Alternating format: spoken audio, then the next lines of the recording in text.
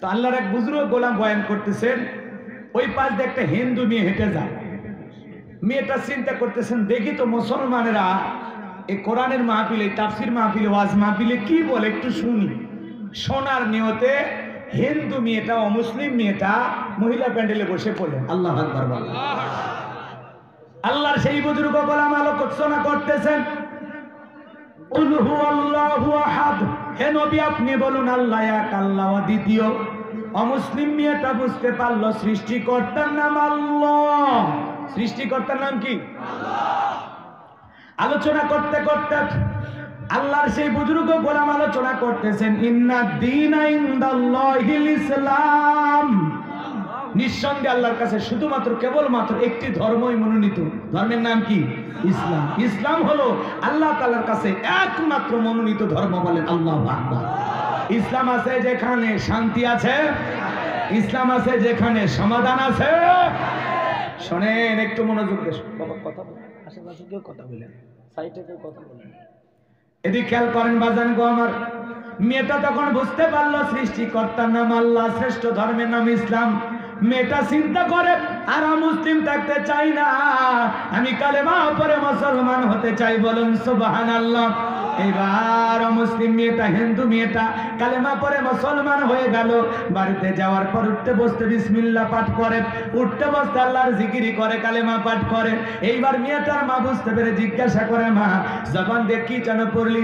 মেয়েটা ডেকে বলে, মা মুসলমান হয় যারা, মিথ্যা কথা বলতে পারে না তারা, ওয়াকুলু কওলান সাদীদা,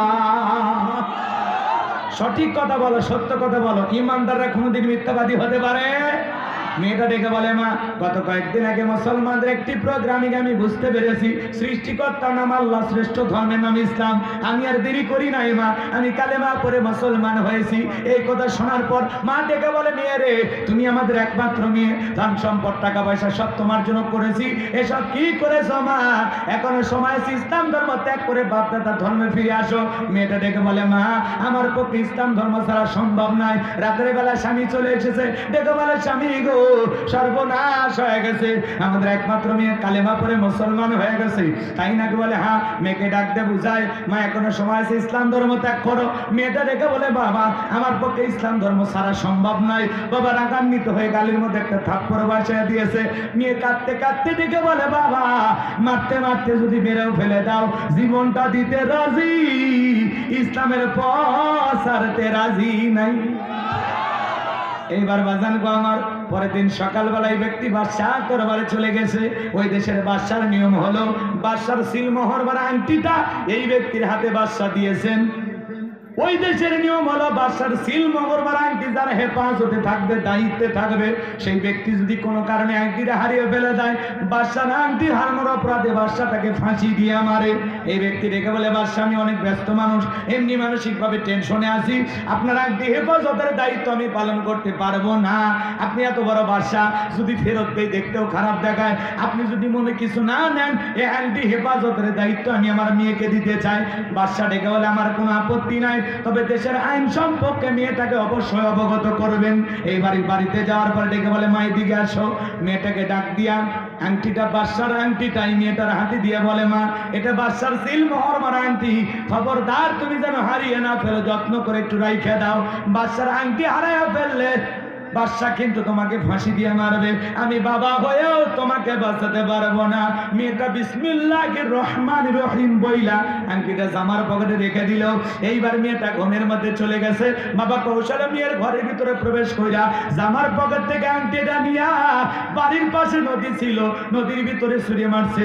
আর মনে মনে ভাবতেছে, মেয়ের এই যে আংটিটা ফেলে দিলাম, এইবার বাদশার সিলমোহর মারা আংটি হারানোর অপরাধে বাদশা তোমাকে ফাঁসি দিয়ে মারবে।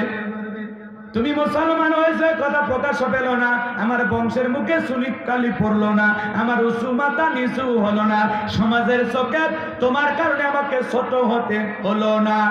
বলেন তো বাজান গো আমার, আংটিটা নদীর ভিতরে বাবা ফেলে দেয় ষড়যন্ত্র করার পেছনে কারণ একটাই, বাবা হলো বেঈমান আর মেয়েটা হলো ইমানদার। মেয়েটা মুসলমান হয়েছে, এই জন্য ঘরের আপন মানুষও তার বিরুদ্ধে ষড়যন্ত্র করে।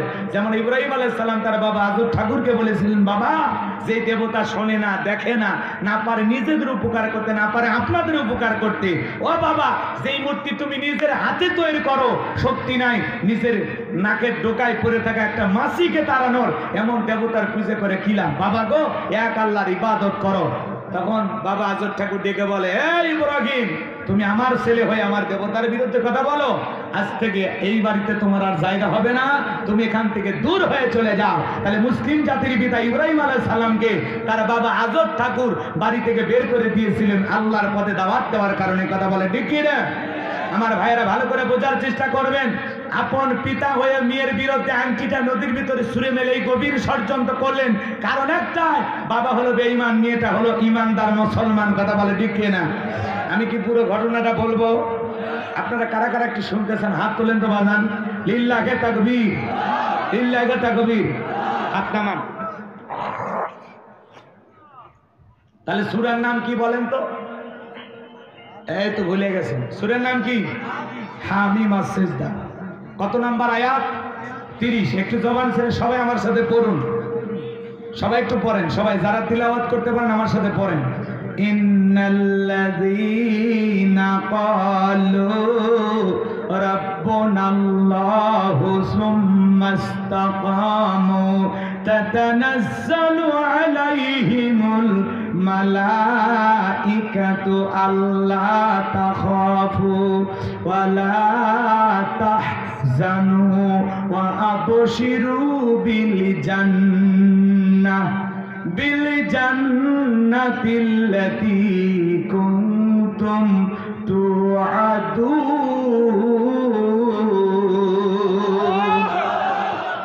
যে কোনো আয়াত বা সূরার তাফসীর করতে হলে কোন প্রেক্ষাপটে কোন সময় সে আয়াতে কারিমা বা সূরাটি নাজিল হয়েছে, সে নাজিলের প্রেক্ষাপট জানার দরকার আছে না?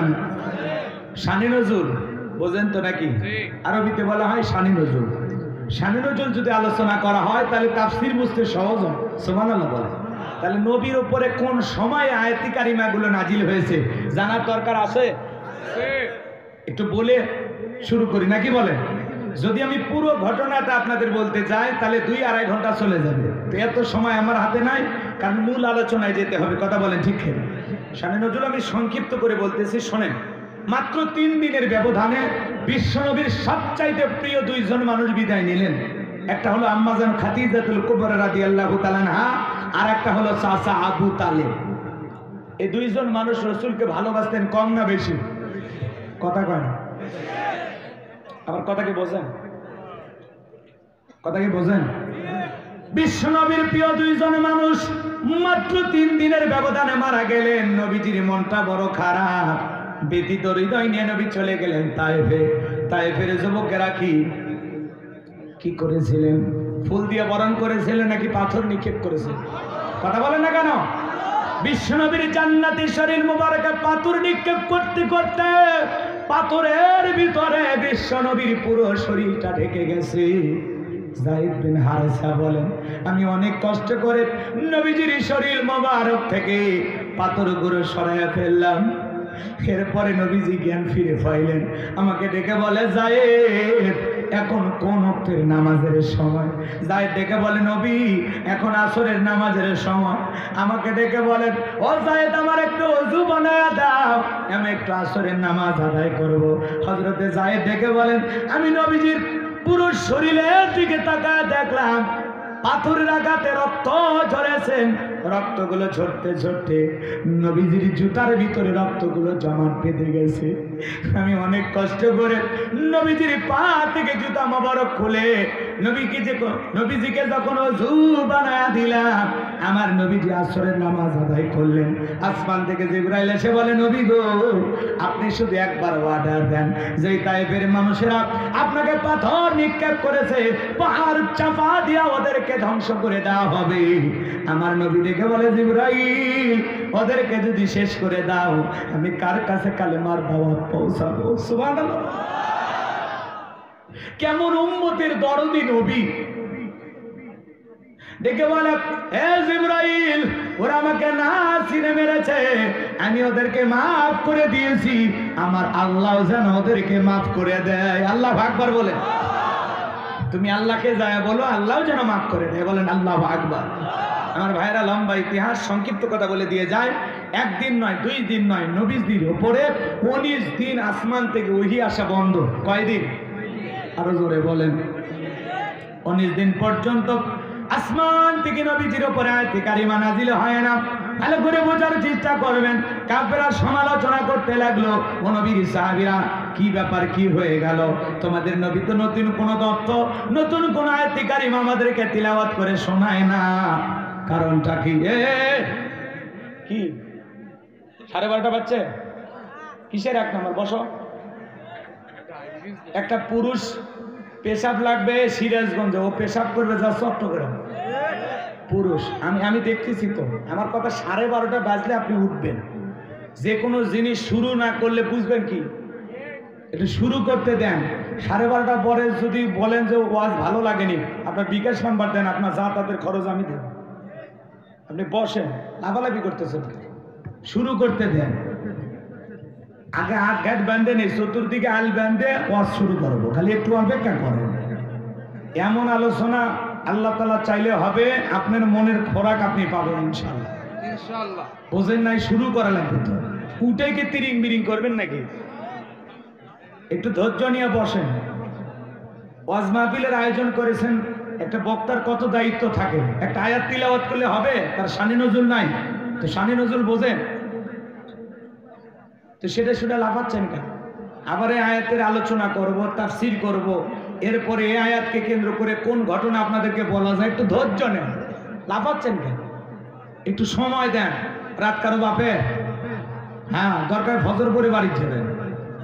কত মুরব্বী আছে যাত্রার প্যান্ডেলে ফজরের নামাজ পড়ছে, তো ফজর পর্যন্ত নামাজ তো আর পড়েনি, ফজর পর্যন্ত যাত্রা দেখছে। আগে সারা রাত ব্যাপী গান হইতো না?